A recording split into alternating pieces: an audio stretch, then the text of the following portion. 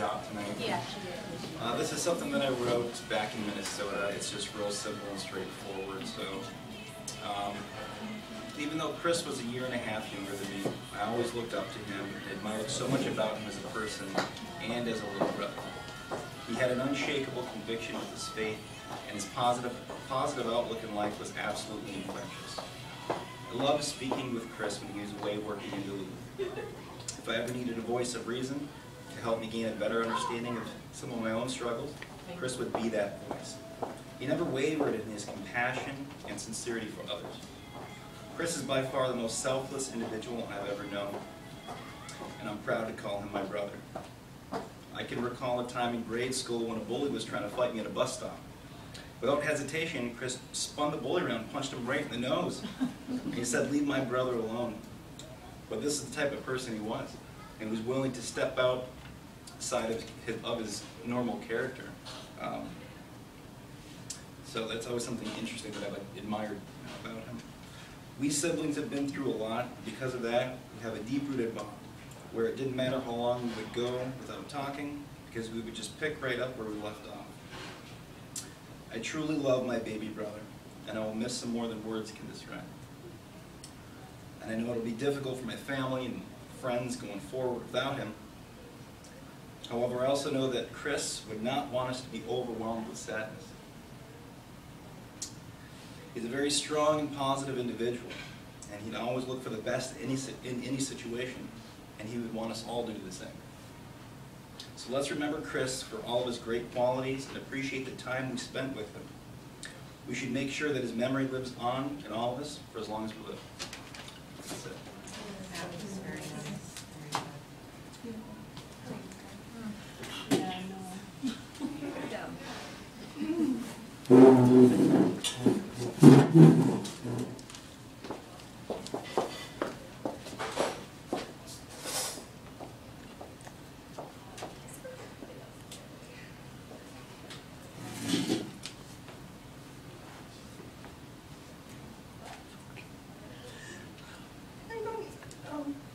Snider family for quite a long time, since I was 12. I have many great memories, many crazy memories, but they've been a part of who I've become, and I love them.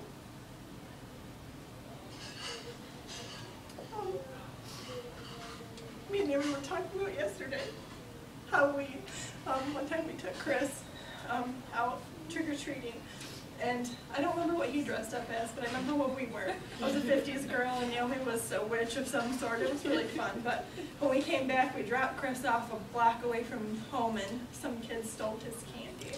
I felt so bad. We both felt so bad, so Naomi gave him hers. I also remember times of being in the bathroom, cutting Chris's hair with a little ledge on the side, you know, because I was 13 and I didn't know how to cut hair. That was fun, and he was embarrassed.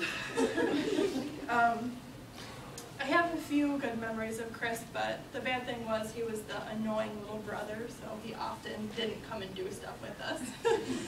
But he definitely had excitement. He loved life, and even when we were younger, I mean, Chris was a lot. He was very excited about everything. I remember he always used to shake his hands all the time. He would just get so excited and overwhelmed with just everything. I mean, he just loved life, and he was, even at that young age, he was happy just to have 5 minutes with us because, you know, we were older and he wanted to hang out. He overcame many adversities in his life to become what he wanted to be.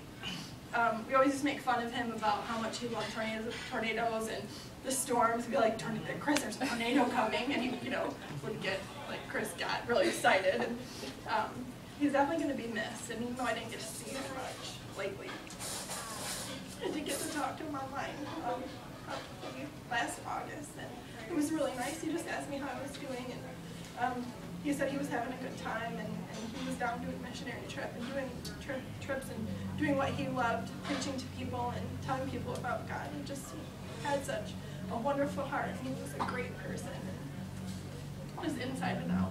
And I'm very glad I got to know him.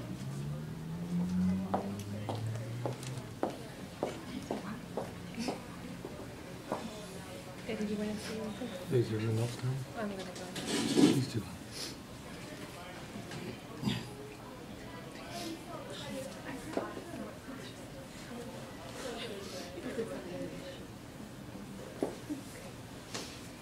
I'm just going to read something. I'm going to read 1 Corinthians 13:4. It says, love is patient, love is kind. It does not envy, it does not boast, it is not proud. It is not rude, it is not self-seeking, it is not easily angered. It keeps no record of wrongs. Love does not delight in evil, but rejoices with the truth. It always protects, it always trusts, it always hopes, it always perseveres. Love never fails. And that describes Chris to me.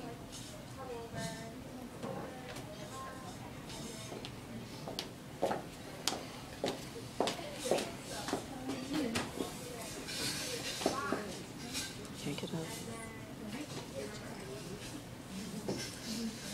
Hey, Dan, you can go now. I'm gonna go. I was so hoping you were going to get up and say something. Lord.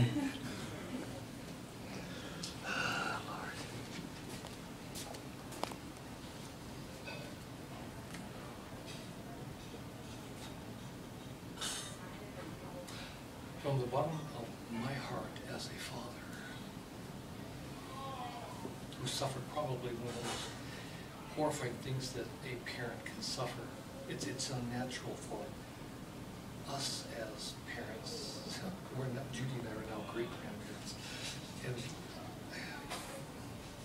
I still cannot fathom that my baby is no longer on the other end of the phone.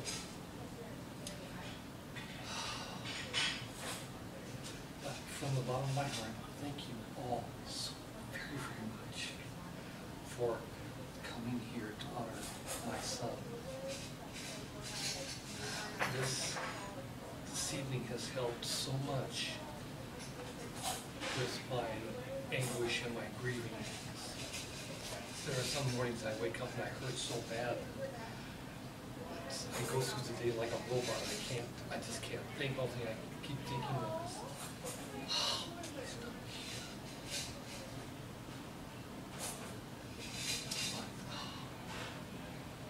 I get to stand here and say thank you all so much for coming.